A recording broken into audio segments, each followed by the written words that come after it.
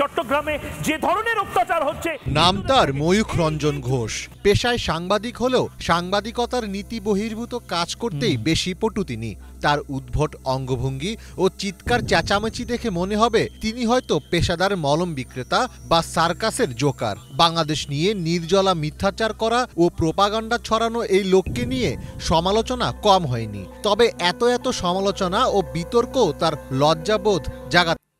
अस्सलाम वालेकुम, मेरा नाम है आसिफ अली और आप देख रहे हैं Asif Ali official YouTube channel. भारतीय मगरबी बंगाल का जो मीडिया है उसने बांग्लादेश के ख़िलाफ़ ज़हर उगलना स्टार्ट किया हुआ है और अब भारतीय मीडिया का ये कहना है कि हम चट्टाग्राम का जो इलाका है उसको अपने कब्ज़े में ले लेंगे। और भारतीय मीडिया ये मास्टर प्लान अपने टीवी पे दिखा रहा है कि हम इंडियन आर्मी को चट्टाग्राम के अंदर दाखिल करेंगे और चट्टाग्राम का जो इलाका है उसको बांग्लादेश से अलग करवा लेंगे और भारत के अंदर इसको ऐड कर लेंगे।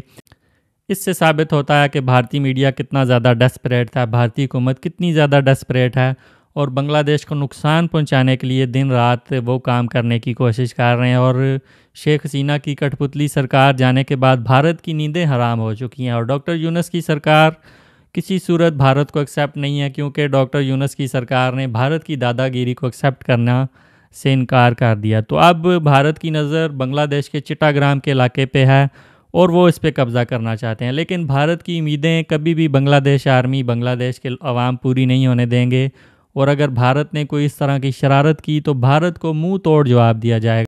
চট্টগ্রামে যে ধরনের অত্যাচার হচ্ছে। নাম তার ময়ূখ রঞ্জন ঘোষ। পেশায় সাংবাদিক হলেও সাংবাদিকতার নীতি বহির্ভূত কাজ করতেই বেশি পটু তিনি। তার উদ্ভট অঙ্গভঙ্গি ও চিৎকার চেঁচামেচি দেখে মনে হবে তিনি হয়তো পেশাদার মলম বিক্রেতা বা সার্কাসের জোকার। বাংলাদেশ নিয়ে নির্জলা মিথ্যাচার করা ও প্রোপাগান্ডা ছড়ানো এই লোককে নিয়ে সমালোচনা কম হয়নি। তবে এত সমালোচনা ও বিতর্কও তার লজ্জাবোধ জাগাতে পারেনি। এবার তিনি এসেছেন বাংলাদেশ থেকে চট্টগ্রামকে আলাদা করার মাস্টার প্ল্যান নিয়ে। চট্টগ্রাম স্বাধীন হয়ে যেতে পারে বা ভারতের কাছে ফিরে যেতে পারে। সম্প্রতি বাংলাদেশ নিয়ে ভয়াবহ মিথ্যাচারে ভরা একটি প্রতিবেদন প্রকাশ করেছে কলকাতার বিজেপি মদতপুষ্ট TV channel Republic Bangla. 8 minute দৈর্ঘ্যের সেই প্রতিবেদনের পুরোটা জুড়েই ছিল বাংলাদেশ নিয়ে অপতথ্য ও প্রোপাগান্ডায় ভরা, যেখানে দাবি করা হয় বাংলাদেশ থেকে স্বাধীনতা চাইছে চট্টগ্রাম বিভাগ। গ্রাফিক্যাল উপস্থাপনায় চট্টগ্রামকে ভারতের অংশ করলে কি লাভ হতে পারে তা নিয়ে করা হয় বিস্তর আলোচনা। চট্টগ্রাম অঞ্চলের 99% মানুষ হিন্দু বৌদ্ধ ধর্মের অনুসারী ছিলেন, এমন ভয়ঙ্কর মিথ্যা কথাও বলতে শোনা যায় ময়ূখকে। 99% মানুষ এখানে হিন্দু এবং বৌদ্ধ ছিল। চট্টগ্রাম অঞ্চলে হিন্দু ধর্মাবলম্বীদের ওপর অত্যাচার করা হচ্ছে বলে দাবি করেন ময়ূখ। তিনি বলেন 1947 সালের পর থেকে অত্যাচারের শিকার হতে হতে চট্টগ্রাম অঞ্চল থেকে বিতাড়িত হন হিন্দুরা, কিন্তু তার এই দাবি সম্পূর্ণ মিথ্যা ও মন গড়া। ইতিহাস অনুযায়ী বাংলাদেশ ভূখণ্ডের চট্টগ্রাম অংশেই প্রথম ইসলাম প্রচার শুরু হয়। মুঘল সুবেদার শায়েস্তা খানের আমলে এই অঞ্চলের নাম ছিল ইসলামাবাদ। বাংলাদেশের খ্যাতিমান ঐতিহাসিক ডক্টর আব্দুল করিমের মতে হিজরির প্রথম শতকেই ভারতীয় উপমহাদেশে তথা মালাবারে ইসলামের আগমন ঘটে।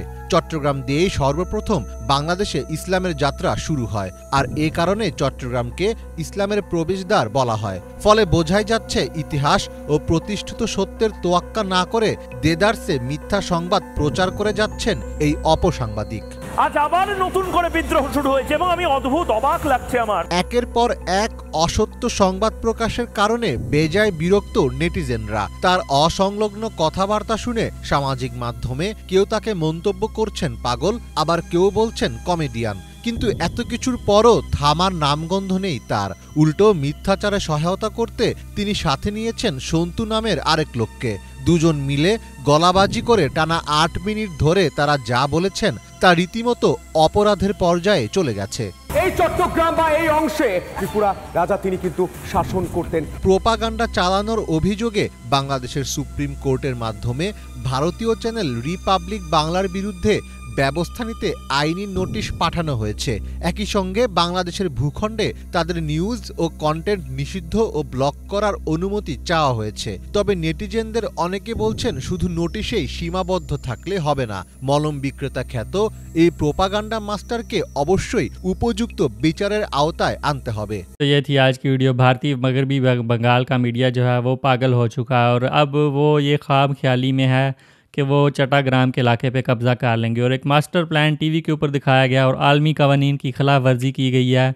और इसमें यह दिखाया गया है कि भारत चट्टाग्राम का जो इलाका है उस पर कब्ज़ा कर लेगा, भारत एक अपनी आर्मी को चट्टाग्राम के इलाके में जाने देगा और बांग्लादेश के लोग सोए हुए होंगे और भारत उस पर जाके कब्ज़ा कर लेगा। तो भारतीय मीडिया की बातें सुन के हंसी भी आती है और इनकी अकल पे मातम करने को भी दिल करता है कि जब आप अपनी आर्मी को चट्टाग्राम में दाखिल करेंगे तो बांग्लादेश बॉर्डर गार्ड आपको आगे से क्या जवाब देगी। बांग्लादेश बॉर्डर गार्ड मुंह तोड़ जवाब देगी और भारतीय आर्मी को वहाँ से दुम दबा के भागना पड़ेगा, और पूरी दुनिया के जो ममालिक हैं वो भारत को वार्निंग देंगे कि आप अपनी हरकतों से बाज आ जाएं। तो ये जो प्रोपोगेंडा मशीन है, दिन रात बांग्लादेश के ख़िलाफ़ ज़हर उगला जा रहा है, भारतीय लोगों के दिलों में बांग्लादेश के लिए नफ़रत बढ़ाई जा रही है, और किसी भी सूरत बांग्लादेश की आर्मी, बांग्लादेश के सरकार, बांग्लादेश के लोग भारत को चट्टाग्राम का 1 इंच भी नहीं लेने देंगे। तो भारतीय मीडिया ये जो टीवी के ऊपर प्रोपेगेंडा दिखा रहा है इसके ख़िलाफ़ बांग्लादेश एक दरख्वास्त भी दे सकता है, और इस कंटेंट को डिलीट करवाने के लिए भी दरख्वास्त दी जा सकती है। और पूरी दुनिया के कवानीन की ये खिलाफ वर्जी है कि आप बांग्लादेश के ऊपर कब्ज़ा करना चाहते हैं सिर्फ़ इसलिए कि आपकी जो शेख हसीना की कठपुतली सरकार थी उसको ख़त्म कर दिया गया है। तो दिन रात भारतीय मीडिया की नींदें हराम हो चुकी हैं। डॉक्टर यूनुस ने भारत की दादागिरी को एक्सेप्ट करने से इनकार कर दिया है और पाकिस्तान चाइना से अपने रिलेशन अच्छे कर लिए हैं। यही वजह है कि भारतीय मीडिया, नरेंद्र मोदी की सरकार बांग्लादेश के ऊपर अब अटैक करने की बातें करना स्टार्ट हो गए हैं, और भारत ये ख्वाब देख रहा है कि किसी तरह दोबारा से शेख हसीना की सरकार आ जाए या उस तरह की कोई सरकार आ जाए और भारत बांग्लादेश को कठपुतली की तरह यूज़ करे। लेकिन अब वो दिन चले गए हैं और लोगों के सामने भारत का मकरू चेहरा बेनकाब हो चुका है। 1971 के बाद से भारत ने लोगों को ये बताया, बांग्लादेश के लोगों को, कि पाकिस्तान तुम्हारा सबसे बड़ा दुश्मन है। लेकिन अब बांग्लादेश के लोग जान चुके हैं कि भारत बांग्लादेश का सबसे बड़ा दुश्मन है और पाकिस्तान बांग्लादेश का फ्रेंड है। और 1971 में जो कुछ हुआ बांग्लादेश के लोग उसे भुला चुके हैं, और बांग्लादेश की यंग जनरेशन जो है वो भारत की दादागिरी को एक्सेप्ट नहीं करना चाहती। तो आप क्या सोचते हैं भारतीय मीडिया की जानिब से चट्टाग्राम का जो इलाका है उस पे कब्ज़ा करने के बारे में और बांग्लादेश से जंग करने की बातों के बारे में? वीडियो अच्छी लगी वीडियो को लाइक करें। मिलते हैं नेक्स्ट वीडियो में। गुड बाय, अल्लाह हाफिज़।